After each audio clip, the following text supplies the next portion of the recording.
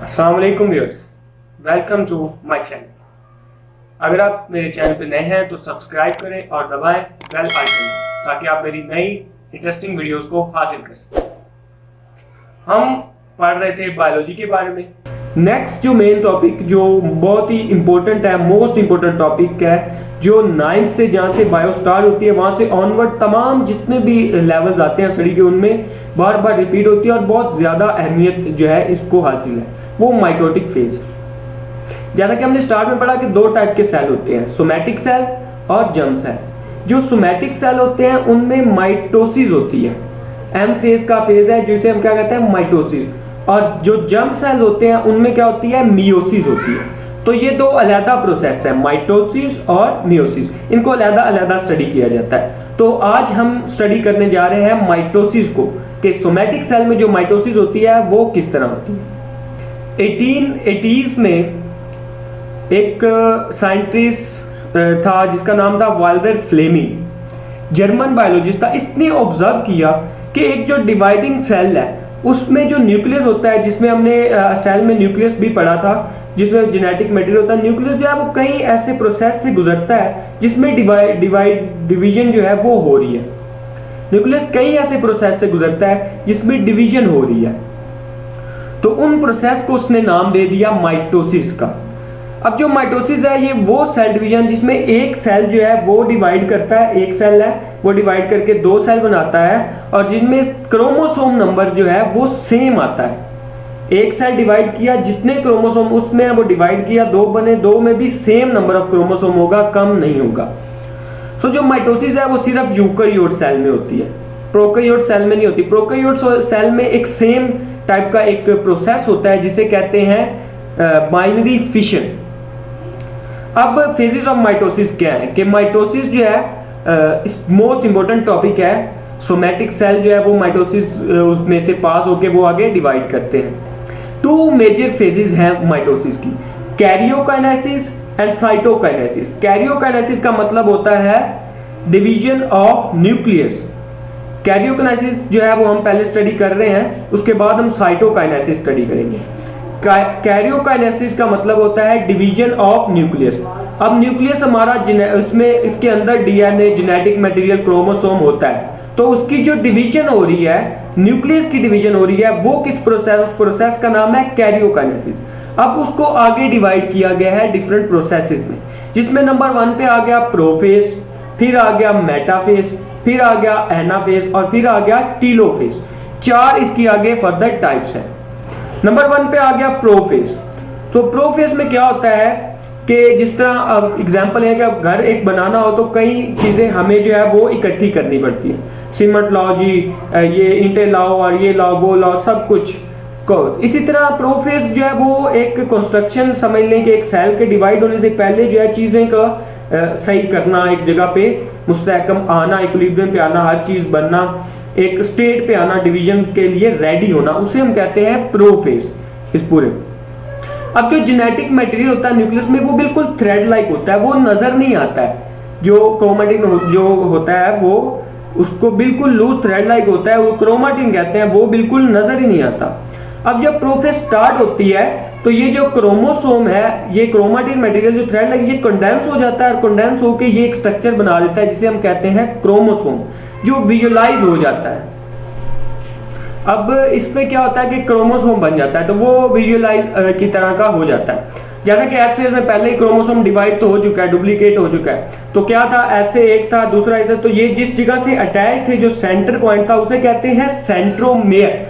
Centromere से एक दूसरे के साथ अटैच है और ये डुप्लीकेट तो हो चुके हुए हैं। सो नेक्स्ट जो है, सेंट्रोमेयर के ऊपर काइनेटिक कोर अटैच होता है। काइनेटिक कोर जो होता है वो एक कॉम्प्लेक्स प्रोटीन स्ट्रक्चर है जहाँ पे स्पिंडल फाइबर आके अटैच होती हैं, और वो आगे हम पढ़ेंगे प्रोसेस में कि स्पिंडल फाइबर या हम उसके ऊपर अटैच होकर उसे डिवाइड करती हैं, किस तरह क्रोमोसोम को अलग करती हैं। सो अब क्या हो गया कि इसके बाद जो है कैनेटिक कोर के बाद दो सेंट्रियोल बनते हैं। सेंट्रियोल क्या होता है कि वो ऐसी एक पिलर समझ लें कि वो सेल के या न्यूक्लियस के वो पिलर होते हैं कि जब वो दोनों साइडों पे चले जाते हैं और साइडों पर जाके वो क्रोमोसोम जो दो अटैच है उनके साथ कैनेटिक कोर के साथ स्पिंडल फाइबर से अटैच करते हैं और उनको इस तरह खींचते हैं, तो वो सेंट्रियोल भी डिवाइड करके बनते हैं और अपनी पोजीशन को अटेन करते हैं। अब जो पूरा एक सेट बन जाता है स्पिंडल फाइबर का, उसको कहते हैं माइटोटिक अपरेटस। पूरा स्पिंडल फाइबर वगैरह बन गई, सेंट्रियोल बन गया, उसको कहते हैं माइटोटिक अपरेटस। अब जो सारा जो न्यूक्लियोलस वगैरह न्यूक्लियस डिग्रेड हो जाता है, इसमें सारा कुछ जो है वो वाजिया हो जाता है। अब जो कुछ हाईली वैक्यूलेटेड प्लांट है जिनमें वैक्यूल होते हैं, हमने पढ़ा था प्लांट सेल में वैक्यूल्स होते हैं, तो उनमें क्या होता है न्यूक्लियस एक साइड पे होता है, तो उसमें पहले क्या होगा कि न्यूक्लियस मूव करेगा, सेंटर में आएगा और उसके बाद उसमें ये प्रोसेस शुरू हो जाएगी। अब जो प्रोफेज के बाद नेक्स्ट स्टेप आ जाता है वो आता है मेटाफेज का। मेटाफेज क्या होता है कि when spindle fibers have grown to a sufficient length, जब स्पिंडल फाइबर एक सफिशिएंट लेंथ पर ग्रोन हो जाते हैं, सो उनको अटैच हो जाते हैं some spindle fiber known as kinetochore fiber attach with the kinetochore of chromosome. मतलब कि जो सेंट्रोमेयर था उसके साथ जो कैनेटिक कोर थे, पॉइंट थे, उनके साथ जो स्पिंडल फाइबर होते हैं उनको कहते हैं कैनेटिक कोर फाइबर्स।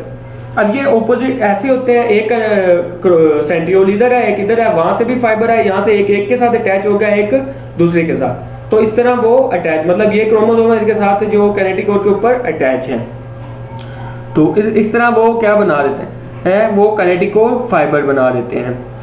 अब जो क्रोमोसोम है वो उनको क्या करते हैं, वो एक इक्वेटर में उसको जो है वो कर देते हैं, सेटअप कर देते हैं, उसमें इस तरह सेटअप हो जाता है और उसको हम क्या कहते हैं कि एक मेटाफेज प्लेट बन गई है, इसको नाम देते हैं मेटाफेज प्लेट का।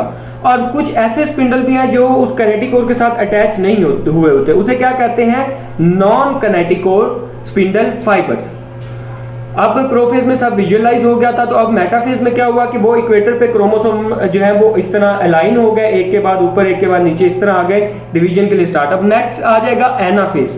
एनाफेज में क्या होगा, जो कैनेटिक कोर स्पिंडल फाइबर जो अटैच है कैनेटिक कोर के साथ, वो अपनी तरफ उसको मतलब सेंट्रियोल से वो फाइबर निकल रहे हैं क्रोमोसोम के साथ ऐसे लेंथवाइज अटैच है, वो उनको अपनी तरफ खींचेंगे।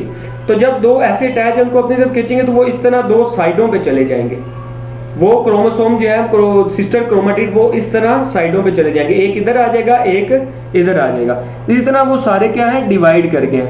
अब जो सिस्टर क्रोमेटिड है वो अब क्या होंगे, सिस्टर क्रोमोसोम बन जाएंगे और वो अपने मुख्तलिफ साइड पे जो है वो जाकर अटैच हो जाएंगे। अब जो नॉन कैनेटिक कोर फाइबर्स हैं वो भी क्या करेंगी, एलंगोट करेंगी। तो जो एनाफेज है उसके एंड पे क्या होगा कि वो सक्सीड हो जाएगी, जो क्रोमोसोम ऐसे इक्वेटर पे अटैच थे उनको सिस्टर क्रोमोसोम को अलग करने, तो वो ऑपोजिट रिस्पेक्टिव पोल जो है दोनों वो सामने आ जाएंगे, एक इधर आ गया एक इधर आ गया, इसी तरह जो है वो सारे अपनी अपनी पोजीशन अटेन कर लेंगे। अब एनाफेज खत्म हो गया, अब आ जाएगा टीलोफेज। टीलोफेज इज सिंपली जो है वो रिवर्सल है प्रोफेज का, मतलब जो भी डीजनरेशन हुई थी वो सारी की सारी जो है वो दोबारा बन जाएगी, न्यूक्लियर इन्वेलप खत्म हुआ था वो दोबारा बन जाएगा, उनकी अलाइनमेंट हो जाएगी, क्रोमाटिन बन जाएगा, ये सब कुछ जो है वो टीलोफेज में होता है। और न्यू न्यूक्लियर इन्वेलप दोनों पे बन जाएगा, पहले तो एक था अब एक सेल से दो बन गया, दो साइडों पे आ गए तो उनके ऊपर न्यूक्लियर इन्वेलप बन जाएगा। और इसी तरह जो है अब ये कंप्लीट हो गई कैरियोकाइनेसिस, मतलब न्यूक्लियस डिवीजन, न्यूक्लियस के अंदर क्रोमोसोम था वो इस तरह जो है कंप्लीट होगी। अब साइटोकाइनेसिस, साइटोकाइनेसिस है डिवीजन ऑफ साइटोप्लाज्म। अब एक साइटोप्लाज्म के अंदर दो न्यूक्लियस जो है वो प्रेजेंट हो गए और उनके अंदर जेनेटिक मटेरियल है। अब उन न्यूक्लियस को भी डिवाइड होके मतलब कंप्लीटली डिवाइड होना है और एक सेल को दो में डिवाइड करना है, तो वो साइटोप्लाज्म जो है वो डिवाइड करेगा, उस डिवीजन को क्या कहेंगे, साइटोकाइनेसिस। सो साइटोकाइनेसिस जो है वो एनिमल सेल में जो है वो एक क्लीवेज होता है, मतलब क्या क्लीवेज फॉरो बनता है कि ऐसे पूरा एक सेल है, उससे क्या होगा कि ऐसे दरमियान में बनते बनते एक क्लीवेज फॉरो बन जाएगा और वो अपने साथ ऐसे अटैच होएगा और वो दो से दो में डिवाइड हो जाएंगे।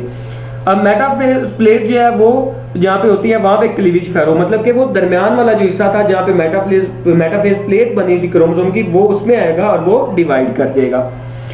तो इस तरह वो दो में बन। और जो प्लांट सेल है उनमें डिफरेंटली होता है, उसमें क्या होता है स्मॉल स्मॉल वेसिकल जो है वो आती हैं सेल से और वो इस तरह लाइन में उसी मेटाफेज प्लेट की जगह इस तरह अटैच हो जाती हैं और वो वेसिकल जो है वो एक सेल को इस तरह अटैच होके अंदर ये वेसिकल यहाँ पे बन के, अब ये ऐसे नहीं होगा, डीपन नहीं होगा, फॉरो नहीं बनेगा, बल्कि ऐसे ही होगा, लेकिन यहाँ पे वो वेसिकल छोटी छोटी वेसिकल ऐसे बन जाएंगी और वो एक सेल को दो में डिवाइड कर देंगी।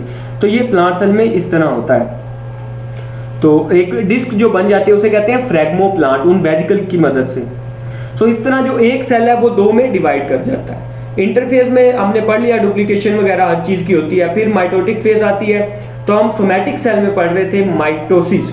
माइटोसिस हमने पढ़ लिया कि प्रोफेज, मेटाफेज, एनाफेज और टीलोफेज के जरिए वो जो है एक सेल उसका जेनेटिक मटेरियल भी और दूसरा साइटोप्लाज्म का सारा मटेरियल ऑर्गेनेलीज वो सारी एक से दो में डिवाइड होगी। जब वो क्रोमोसोम अपनी साइड पे जाता है तो ऑर्गेनेलीज भी फिर न्यूक्लियस बनने के बाद अपनी अपनी दोनों रिस्पेक्टिव पोल्स जो हैं उनके ऊपर आ जाती हैं और वो फिर दो में डिवाइड हो जाता है। अब ये था माइटोसिस। सो इंशाल्लाह नेक्स्ट लेक्चर में हम मियोसिस पढ़ेंगे और मैं उम्मीद करता हूं कि आपको ये लेक्चर भी काफ़ी हद तक समझ आया होगा। सो तमाम स्टूडेंट के लिए मोस्ट इंपॉर्टेंट है ये टॉपिक। सो इस और इंटरेस्टिंग टॉपिक्स को लेने के लिए, हासिल करने के लिए सब्सक्राइब करें और बेल आइकन को दबाएं ताकि आपको ये सारी इंफॉर्मेशन वो हासिल होती रहे और आप अपने पेपर्स में, टेस्ट में इनसे फ़ायदा उठा सकें। Thank you very much.